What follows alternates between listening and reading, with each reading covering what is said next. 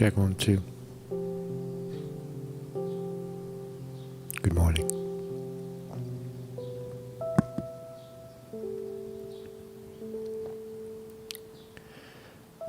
And we're live. Today is June 20 in the year 2023. Do you know where your psychedelic medication is? The new phase of medication in human wellness. Going straight to the mind. It's part of the body. The sum total. To elevate. Marcus Conte reporting. Good morning. Welcome. welcome on this dynamic trip today. Today is June 20, Tuesday in the year 2023. We are alive, we're live, and can psychedelics, it's been a long, arduous, I don't know what the word is. It's been a long trip getting to the place where psychedelics, the idea of a medication, a substance derived from plants, can eliminate and or alleviate for a little while what we know of as clinical depression. Now, a lot of people suffer from it. I don't. I mean, I have what I believe for myself is that I have common depression. You know, sometimes, like most people, like a dark mood. Now, it doesn't escalate to the level of how people describe clinical depression, where they can't move, they can't think, they can't eat, they're curled up in a ball. It's depression out of control, right? And I think most humans experience you have to. What goes up comes down. Depression is the downside of the up. So if you're feeling really good, at some point there's a bottoming out of that. But can psychedelics, something that illuminates the mind? Right? Now, I know there's a lot of baggage attached to this. A lot of, when we grew up, LSD is the devil, it's going to kill you. Psychedelic mushrooms will rot your insides and melt your brain. It's criminal. All these connotations, but the fact is that people that experience these types of trips, these types of experiences, seem to also eliminate depression. And the question is why. I think I know the answer to it. It quiets the mind. It's not that it quiets the mind. It stops the thinking mind, and it kind of exaggerates it and makes it entertaining. Per se, and but here's where the medical profession will fuck it up. Right? Yeah, here's the medical profession. Here we come to save the day. Now you have this substance that obviously has worked probably for the Native American Indians for 1,000 years or more. When they started to discover it, they cultivated psilocybin mushrooms and they obviously didn't have these modern day versions of depression that come from overwork, underpay, bad food, bad air, bad water, incredibly intense, stressful situations, right? But the medical profession wants to separate the good feeling. Could you imagine? Now you have a substance that works. And it creates a good feeling in somebody, right? It's fun. It's enjoyable. Right? They're enjoying it. They're having fun. This is great. My depression is alleviating, and I feel good. So medical profession wants to come in and stop the feel good so that, literally, hold on a second. They want to stop the feel good. They want to go into the psilocybin. That fucking word kills me. They want to go inside the mushroom and they want to take out the good feeling, the thing that causes the trip, and then because some jerk off in the laboratory says, oh yeah, when you split it, the mice, when you take out the hallucinogenic part, the mice are still relaxed. That we stressed out in a box. And there's my evidence. Because the mice in the box are not stressed out, we can split the acid and take the feel-good out of it and feed it to humans, and we'll get the same result. It's stupid. It's dumb. You have a substance that works. What you don't understand is what it's doing with mind. That's the fundamental flaw of medicine right now. It doesn't address exertion. It doesn't address the ability of one to raise their I don't know what you call it, their presence, their you know, it's a feeling. Meditation is a feeling. It's an inner kind of light that lights up. So medical profession wants to no, you're doing it all wrong. You can't do that. Let's go. All right, so that's what we'll talk about today. TYT, thank you, TYT, for bringing it to my attention. I give TYT a lot of shit of late because I guess you guys deserve it. But today, on this one, I don't necessarily agree with TYT's evaluation of it, but I do agree that that it is an interesting study, and they brought it to my attention. So anyway, Mikhail Sly, what's up, brother, says, mushrooms, acid, don't take much because you might slip into that dream world forever. But if you make it out, he will have a whole other outlook on life. Yeah, I think so. I think you could slip into a dream world forever in anything. I would say eliminate the fear. The problem is dose. The problem is amount. No one freaks out, you know, especially when the container is created where you're sitting quietly in a peaceful setting. You're not on the subway. You're not running, running here and there, driving around, talking to people. You don't want to do that. You want to relax, breathe, enjoy. You want to meditate. You want to go out into nature and you want to sit quietly. If you need someone to hold your hand while you're doing it, then have someone sit there quietly and hold your fucking hand. But the essence of the fear, I would disagree, Mikhail, respectfully. I would disagree that approaching it from the perspective of fear, and I've heard that before. Oh, you'll trip and you'll never come back. Well, I'm back. I've tripped. Honestly, for the record, I haven't experienced acid or mushrooms or any of that in maybe 25 or 30 years. But I smoke, a little weed here and there, and I put that into the same category, legal weed. I put that into the same category because it has, to the best of my memory, the same kind of effect, just a little more subtle. It has a lifting feeling, a kind of hallucinogenic effect. And when used in that state as a ritual, you could relax and enjoy and be entertained by the wildness of everything. But anyway, so that's what we'll talk about today. That's my thumbnail today, is a guy sitting there exploring his mind. This is what it looks like inside, outside. And we're going to look at this market here. This market is looks to open a little down this morning. But in the pre-market, it's coming up. The NASDAQ is creeping up significantly right now, almost a half a percentage point just in the pre-market. It tanked, and then it's coming back up. So we'll see. I don't know if this is an entry point. I expect a little bit of a correction at this point. I expect a little bit of a pullback in all the indices right now. So we'll look at it when it actually happens. So that's my thumbnail. My name is Marcus Conte. I am not tripping. I am not promoting. I am not in the pocket of any pharmaceutical company or any drug dealer.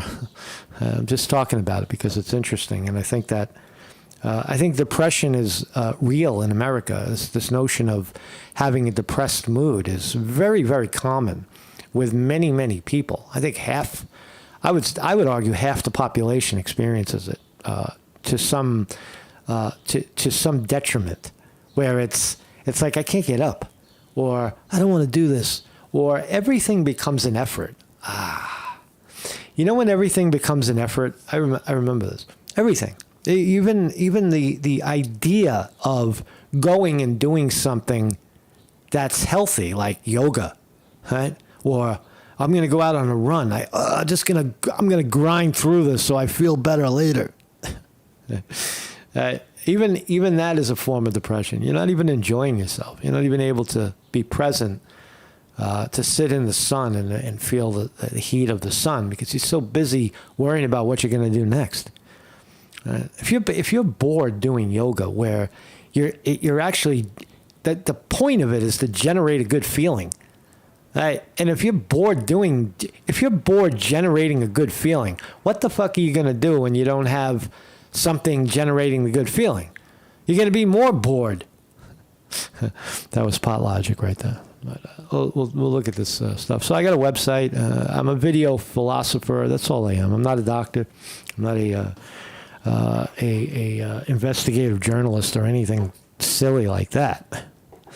We are just here to talk about what's happening in our humanity on a daily basis, because every day is different and we are evolving. Even this fine reporter is evolving in some way. We're all moving. Nothing is stagnant. You look at it's a great example too. If you look at a video guy, a guy who makes videos every day, and you look at me 2 years ago, if you look at me 4 years ago, if you look at me 6 years ago on YouTube, I look different, I feel different, I sound different. I've evolved. Now, some people say I went right to the toilet and I fell apart, or others will say I've been exalted to a higher level. Right? Who the fuck knows, right? All I know is I just keep doing what I do. But you could see the evolution in internet characters like myself. Right? You could see the evolution because it's documented in the video, the videos. So I have this website, and every morning at 9 a.m. I go live and I speak my truth, and we do it in front of a live studio audience with all these fine people right here: Zoot Cooter, Jim Gerard, Sean Can. Andy Garcia is here. William R. Hall is here in the house. Zoot Cooter as well. Mikhail Slide, my brother. Kaza Philly Camden is here. Clayton Burgess as well is here. We're all here. So anyway, so don't be a dick in the chat, by the way. No wrenches in the house. So what are we talking about? There you go. So let's start here. If you had $1 billion, and I mean $1 billion with a B, would you risk your skin and the skin of your child to go down 20,000 fucking feet below the ocean, below the very, very cold Canadian Atlantic Ocean, to go look at a shipwreck, right? To say, I saw the Titanic? Would you do that? Even if money wasn't an option, if someone said, you want to get in a very, very fucking sophisticated submarine and go down and see the Titanic, where only very, very sophisticated divers with very sophisticated equipment have ever attempted to do it and have done it, right, with precision. Right? Would you put your ass in that can and go down to the bottom of the ocean as a tourist, right? Without any knowledge of what you're doing. You have no fucking idea what you're doing. You just want to take a glimpse out the window and see it.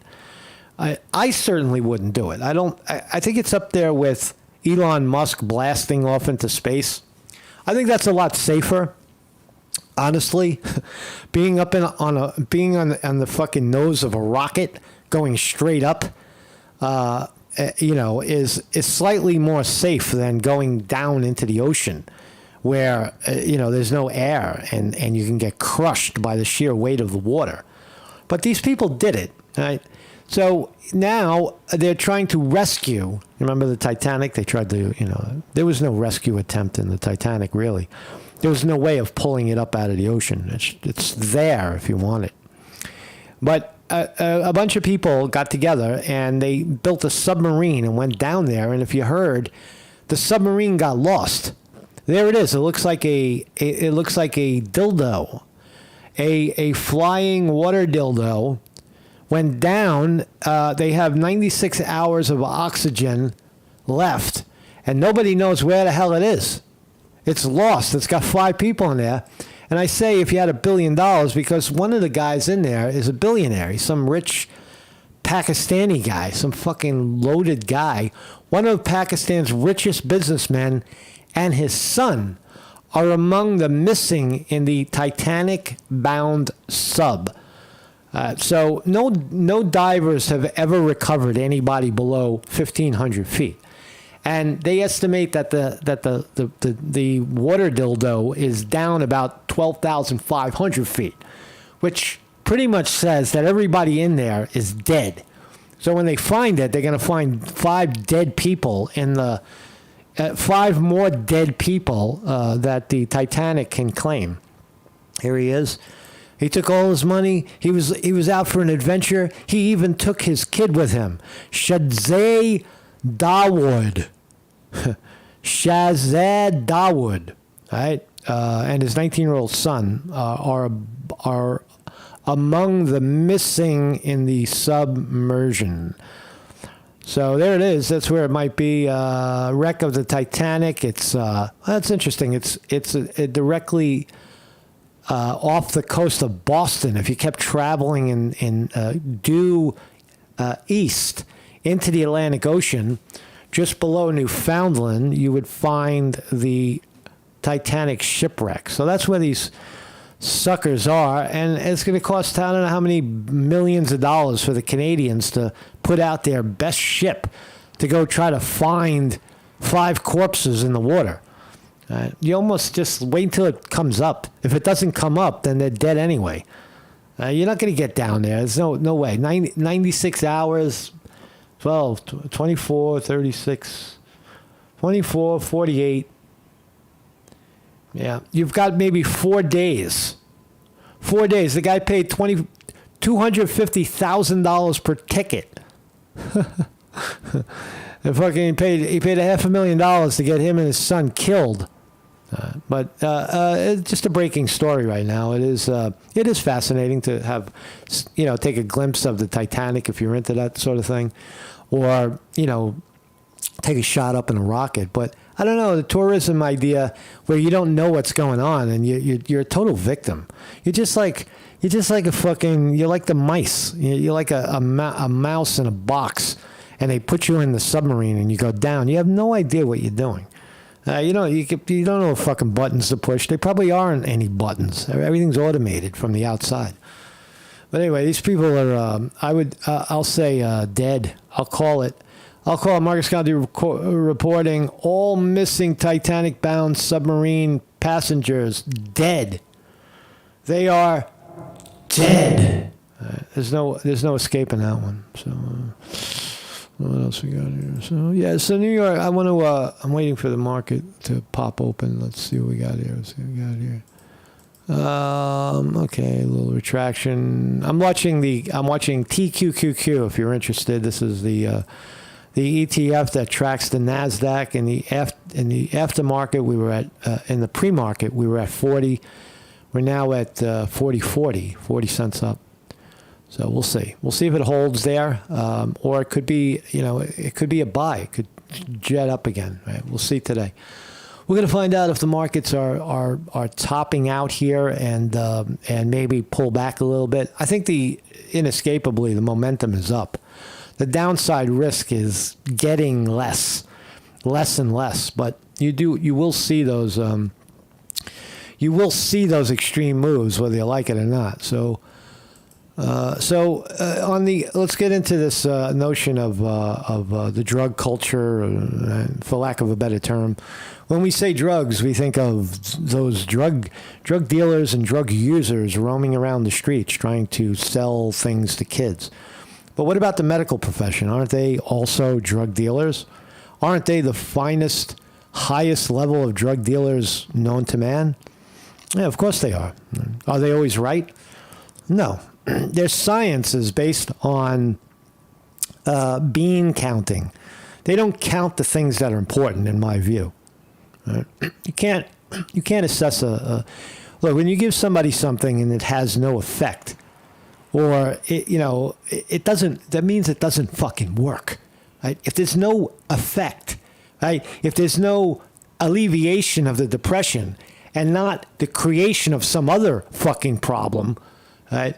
A lot of depressive medications, and I have absolutely zero experience with antidepressant medication. I know people cling to run to it. I have no experience with it. I have no interest in experiencing it. All I know is the results of it are usually people that are very lethargic. They're not experiencing the symptom of the classic symptoms of depression, but they're experiencing other things like drooling and nodding out and lethargy, just not enjoying themselves, like numbing yourself. That's not what does it, you idiots. That's not how you elevate somebody. You elevate somebody by what? Elevating the mood. What is depression? It's a depression of mood. When you elevate that mood, you elevate the person out of depression. Medical profession. But before we do that, before we talk about that, New York just can't get it right, man. New York, look at this, losing millions. Look at just think about the headline alone. New York losing millions in taxes from lackluster legal marijuana sales. Too few dispensaries. Why are there too few dispensaries in New York? Because New York is trying to push their way into the profiteering of it. Get the fuck out of the way. Get government, get city out of the way. We live in a free democracy where you may not like capitalism, but that's what we got, right? And buying and selling and free markets are how this shit works. So don't try to control it. Right? But New York doesn't understand that. They'll keep trying to. I don't know what this alligator's up to, but he looks pretty cool. So New York, I just wanted to say briefly, New York is that's a big joint. New York is having they did a good thing by legalizing marijuana in the state of New York, but the legalization is grossly misunderstood in the state. Legalization means that it could only be sold by the people that we say could sell it, and that's ridiculous. Can you imagine if that was the case with tomatoes or apples or anything else that grows out of the ground? No, you can't sell it because we have a market on that, and we're going to regulate that because you're too stupid to regulate it yourself and control it yourself. Now, listen, man, you guys in New York made recreational marijuana legal, and they did it for a reason, because the evidence and the evolution of the marijuana plant has proven itself to not be the fucking devil, like heroin, refined cocaine, or refined anything that comes out of the pharmaceutical industry. Right? It's a plant. And you got a lot of jerk-offs in the medical, the medical marijuana industry that are, making vape out of it, refining this and pulling out that and trying to elevate this part of the plant and that part of the plant. Just leave the fucking plant alone. The plant knows what to do. You put the seed in the ground and the plant grows. Now, if you want to cross-pollinate the plant, that's fine. But leave the fucking plant alone. It's flower. But the medical field is too stupid to understand that. They want to refine it down and give you a pill. But anyway. But New York just keeps fucking it up. They're losing. They tried to, we're going to make a lot of money on this. And now they're not making a lot of money on it. They even wanted to offer it they wanted to offer the dispensary licenses to ex-convicts who were convicted of marijuana crimes. How fucking stupid You're trying to make a social statement out of something mundane, something super mundane, like a product that helps people is suddenly becoming mainstream. Right? Yeah, it is sad that people have been arrested for marijuana. Hold on a second. And still might be arrested for marijuana. But New York only has 15 dispensaries in the whole fucking state, right? In where I live in Pennsylvania, I passed 3 or 4 of them on my trip to the supermarket. Right? They're everywhere. They're popping up like weeds, right? And that's in a state that's illegal, a medical whatever. But New York, I think I think they just need to promote more growing. Well, let's talk about depression quickly, and the market is open now. Market is open, and ding, yeah, we're going higher. We're going higher. The people are not convinced that that the market is at the bottom. So it looks like NASDAQ has opened up. 1 second, I'll do the market now, because I have an interest in this. I have an interest. Oh yeah, so you bounce back. Rivian up 34 cents. This is after the long weekend. Apple up 73 cents. Amazon down 72 cents. Google down a couple of cents. Microsoft down $2. Tesla up $3.61. And war stocks, Lockheed Martin, Raytheon, both up. Medical industrial complex stocks that we're talking about today a little bit. Pfizer, Johnson & Johnson, Moderna, looks like mostly down. But the indices are coming back. It looks like the NASDAQ is showing some breath off the bottom. Let's see. So there we go. So we got a little bump off. That's the reality right there. You can see the little bump off the bottom. That's the 15-minute. First 15-minute strike was straight up. Straight up. So there you go. That's what it looks like. I had a feeling it's going to cross into this line over here. Cross into the 200-day moving average. So we'll look more at that if you're a market player. That definitely interests you. Because it interests me.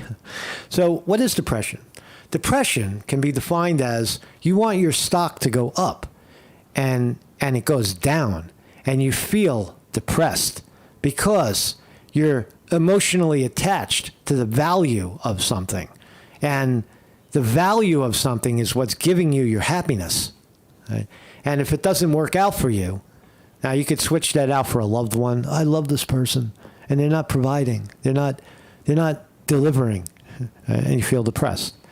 Or anything, any kind of material grasp, anything can cause this. It's the mind. It's the mind attaching to it and not, in that moment, not acknowledging that life is beautiful, life is uplifting, life is amazing.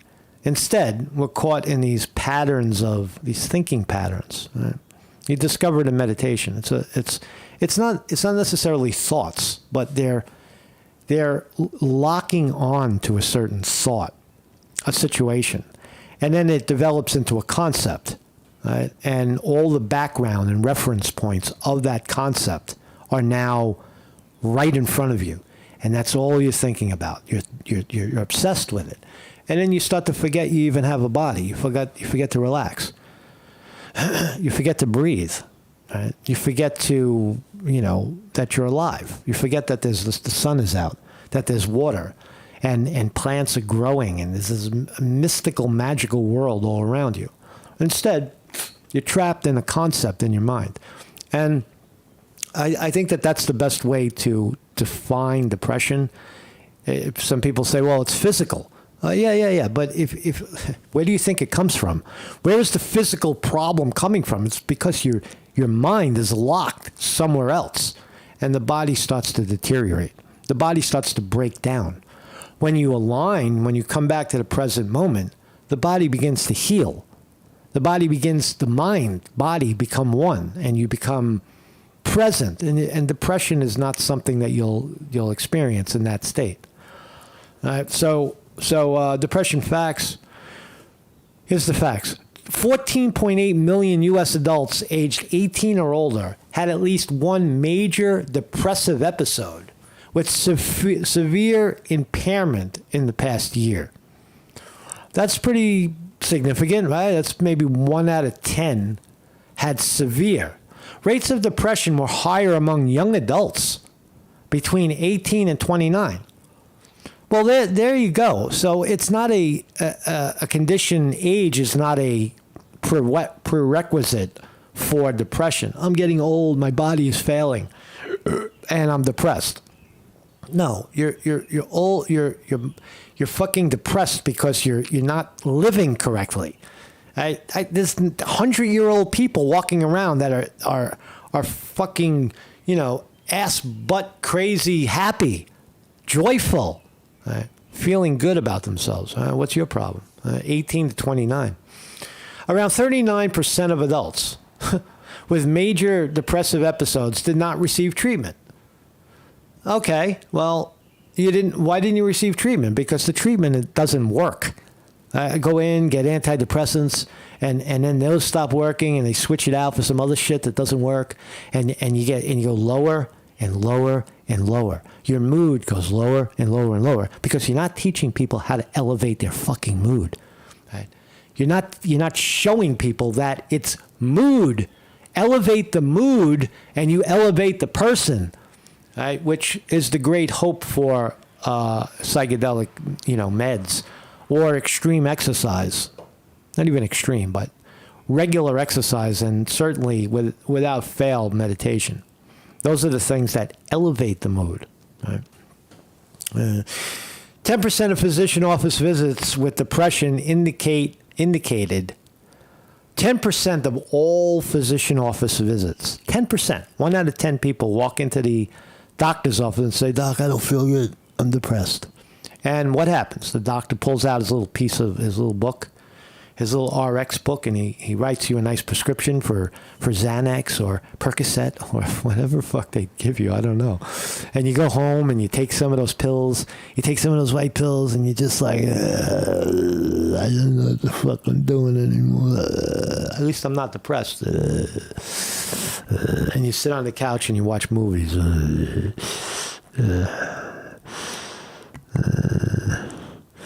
Right? That's what happens when you take this shit, man. Right? As opposed to eating some natural mushrooms and going outside and fucking laying in the sun naked in the ocean, or dancing, whatever people do when they're high. You're enjoying yourself. Right? People will say, "Well, it's not sustainable. You can't just keep tripping all the time." No, you can't, but you trip sometimes, right? If you're depressed, it's the way you're living is wrong. So where's the fucking harm doing something that elevates your mood? I don't see it. Anyway, 4.6% of adults aged 18 and over with regular feelings of depression. Okay, well, it's hard to really define what it is. It's just ill-being, not feeling good. Like when I look at this thing and it's up, when I wanted it to be down, I get an ill feeling. My feeling is ill when I see this. Hold on a second. I got to get back to the... So NASDAQ is yeah. All right. This thing was $40 earlier. Now it's $40.82.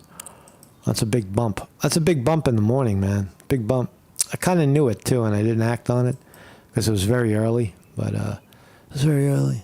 So we're right back where we started at the end of the holiday there. 1 second. And bada bing. There we go. We're going back up. We're going higher. The market's going higher. Market wants to go higher. Fuck you, Conti. You're not going to get your better deal that you were looking for. But anyway, about 60% of adolescents. Okay. So that's what depression is. Stress can trigger depression. Let's listen to this clip by TYT, who I respect for bringing the article to everybody's attention. But disagree with their synopsis. So let's listen to the lovely Anna tell us about it. A new breakthrough study has revealed not only how psychedelics like LSD, for instance, could help treat depression, but also how to deliver those therapeutic effects of psychedelics without the trip. So in other words, right. So there she is telling you that the medical profession is after trying to, they want to separate the feel good from the trip. It's ridiculous. You have something that works. It works because it elevates the mood. So Anna's effectively telling you that, oh yeah, the medical profession, they got something that they're going to splice out the feel good in hallucinogenics, and then it'll work. No one's interested in this study. I'm just kidding. So actually, I think a lot of people would be interested in it. A lot of people might not find the psychedelic effects, the tripping, some would say, as a fun experience. Yeah. You know, I have friends who feel that way. I wouldn't have any experience with it, but nonetheless, let's give you the details on what this study discovered. Okay, so she says she has no experience with this substance at all. No experience. So the reporter is reporting that I have no experience. So the scientists have known for a while that psychedelics like MDMA, shrooms, or LSD can help with mental disorders. The big problem with those substances is that they do cause intense hallucinations for some people. It does impact people differently. They experience a different high because they take a different dose. The experiences vary because of the substance. LSD is a laboratory creation, whereas psilocybin, the mushroom, is a natural occurring substance. Stick with the natural occurring substance, and you won't get and you'll figure it out. One mushroom. Now, also scientists already knew that psychedelics could help the brain form new neural connections that create new brain cells, which are both beneficial for our mental health, right? However, the scientists didn't know exactly how this was happening. They wanted to really figure out how this was happening. And that's where this new study comes in. So let's talk about that. The study showed that LSD and psilocybin, primary molecule in magic mushrooms. She got that right. It's psilocin. Psilocin is the primary molecule. I thought it was psilocybin as well, but in the article it says they got it right. Psilocin, whatever's in the fucking mushroom, right? Bind to a specific receptor in the brains of laboratory mice, causing an antidepressant effect as a result. How do you know that a mouse is not depressed anymore? Maybe it just gave up. You stress out mice. You put 30 of them in a small box and they're climbing over each other, stressing out. And then suddenly they stop and they cuddle and they relax. And because of something that you threw in there, maybe they're giving up. Maybe they're like, oh, fuck it, we're going to die anyway. You don't know. You don't know what's in the mind of the mouse, right? Just by the behavior. This is science. See, the mice are reacting a certain way, and therefore we're right. Right. The effect on that specific receptor. Why don't you ask the humans that have taken it? Why don't you experiment with the humans that are enjoying it and freeing themselves of this depression? Why don't you go ask those people? Why don't you do control studies with humans? Why are you fucking studying mice? Stressing out mice. Was independent from the drug's effect on the brain's serotonin receptors, which are believed to be responsible for psychedelic hallucinations. This suggests that the antidepressant effects can be caused independently from the hallucinatory effects. That's totally flawed. That's flawed science. I'm sad to say you can't separate the parts of an experience that are unbeneficial. And it's like taking cocaine and eliminating the euphoria and just having somebody be numb. If you want to pull somebody's tooth and you want to apply it to a face, that's a good idea. But in general, do you want someone to just be numb? Right? Imagine you're fully conscious and your mind is fully intact, and suddenly you take something and your whole body goes numb. Would you like that? No. The point is leave the substance as is because it works. It opens a window. You've heard people talk about this. A window opens up. A gap opens up, and people begin to relax and calm down because they realize just how ridiculous everything is and how short life is and how, either incredibly meaningful or meaningless it is. Yeah, boo. Yeah, look, you've never even taken psychedelics. You don't know what it's like. So neither one of them have any experience with psychedelics. Neither one of them testify. They testify that. No, but it sounds really good.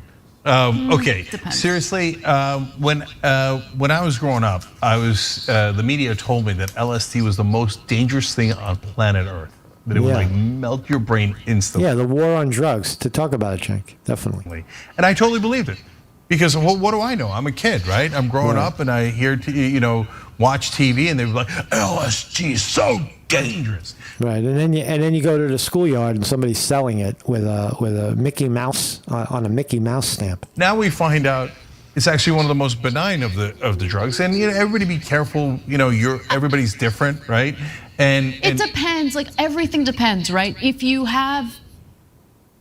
If you're predisposed to certain mental illnesses, like, and this is true of predisposition. What do you mean? Like genetics, like in your genes? And what about the behavior? What about the violent parents, the violent neighborhood, the far left Antifa neighborhood? Marijuana as well, right? So, for instance, if you are predisposed to schizophrenia. It might impact you differently. So I don't want to pretend like it's completely harmless. Okay, now she's Dr. Anna. Dr. Anna speaking. And there are no risks associated with it. That's why I said be careful. Dr. Anna, who has no experience with the substance, is now medically diagnosing the dose. Well, depending on who you are, right? But like I thought it was worse than heroin. That's not even close. No, heroin's 10,000 times worse, right?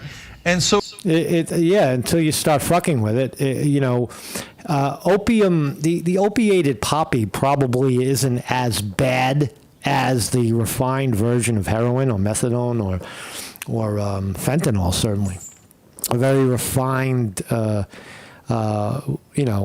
cut down, manipulated substance. Is bad, but why not the opiated poppy? You see people, they cut the poppy plant and then smoke it and get relief from whatever they're trying to get relief from in the places that grow it. But by the time it gets here, it's garbage, right? And you're now trying to create garbage out of,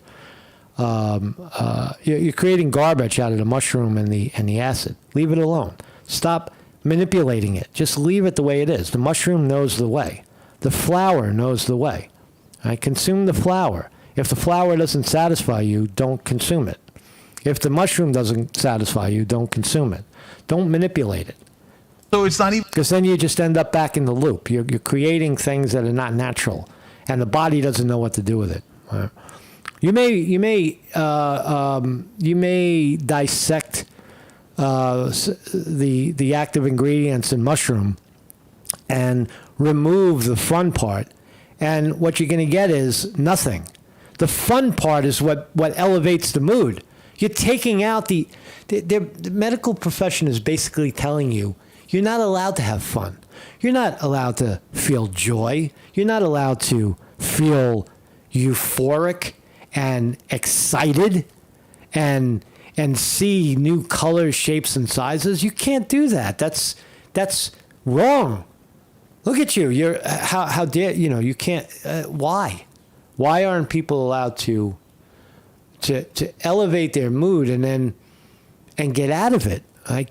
Snap out of the depression to elevate their mood. Right? They don't want that. They want to make a pill from psilocybin, and you take it and it'll work. No trip. Even necessarily take the fun part out. Addictive. Again, I'm not trying to do an ad for it, and I've never done it. I've never done any of those stuff. I've never done any of those stuff. He said, "It's fat sauce." Mr. Potato Head never done any of this stuff. For it, and I've never done it. I've never done any of those stuff. And not even necessarily addictive. I've never done it. I've never done any of those stuff. I've never done it. I've never done any of those stuff. And I'm not opposed Mr. Potato Head. to it. I'm just giving you the reality. So I'm kidding when I say, like, what's the point of taking out the part that makes you high? I'm partly kidding because I do marijuana, which is perfectly legal, obviously, in California. I do marijuana. And I only did it when it was legal. Okay, I'm kidding. And to me, like, a lot of people take it to sleep, and they take out the part that gets you high, and I'm like, no, let's leave the fun stuff in, okay? But of course, if you're trying to treat depression or a person has risk factors. I think his reference was CBD oil as opposed to flower, and there it is. That's a great example, Cenk. That the flowering, the flower, cannabis flower, is being refined to CBD oil because some jerk off in the laboratory says that. That this will eliminate pain, and maybe it will, but it's creating a different substance. CBD oil is not marijuana. CBD oil is a byproduct of a cannabis plant, marijuana plant. It's eliminating. It's subdividing. It's not the natural occurrence of the flower. Stick with the flower. Factors. There's a lot of reasons why you would want to take the part out that triggers your serotonin high, right? Although it sounds really good. Now, there are a lot of people that suffer and struggle with depression, and that's why this type of medical research is incredibly important. So today, more than 17 million US adults and 2 million children suffer from clinical depression. Roughly 10 to 30% of those patients don't respond to traditional antidepressant medication either, resulting in treatment-resistant disorders. So they even have a word for it, treatment-resistant disorder, because you take our medication and you're resistant to it. The proper treatment is, I think if anybody had it right, the 60s hippies had it right. You sit around in a circle if you want, if you like people, if you're a social bug, go to a comfortable place with other people and hold each other's hands and walk off and make out in a tent somewhere, whatever people do. Or you could sit mindfully in front of a campfire and experience reality right in front of you, or on a walk. Right? It's the container. Right? It's the container. The medical profession can't do it because they don't have the container. Right? Hospitals are the most stressful fucking places on earth. Doctors' offices are full of germs. Who the fuck wants to go to a doctor's office?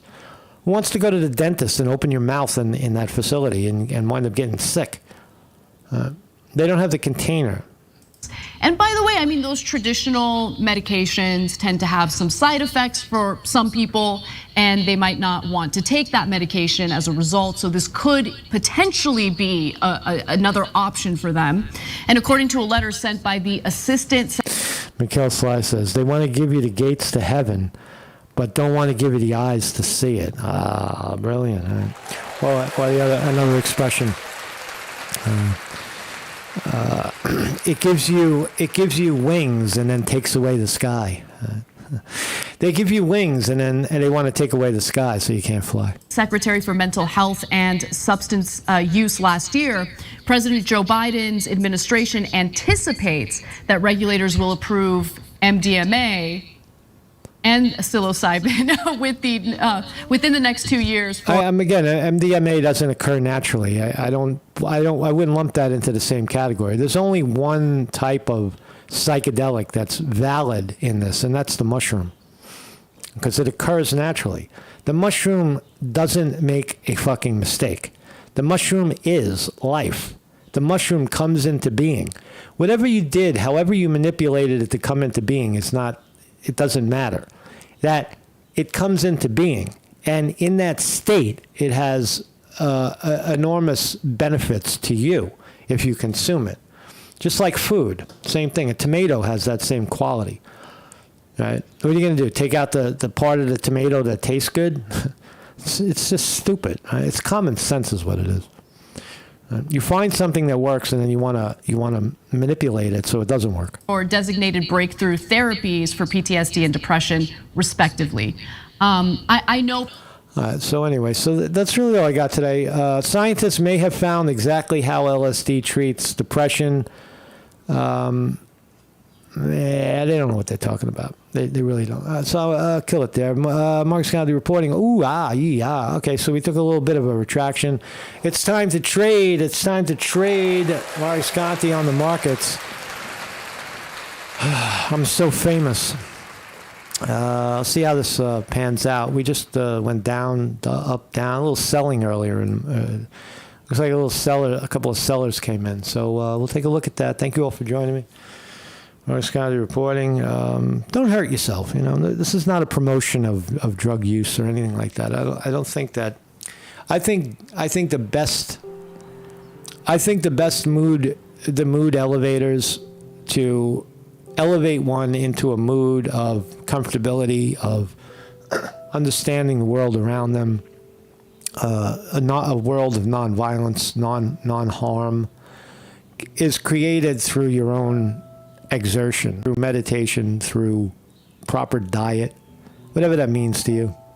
Eating foods that feel good, make you feel good, drinking water, taking the sun, exercising regularly, meditating every day, sometimes all day. That's how you create a good mood in your body. You eliminate the junk.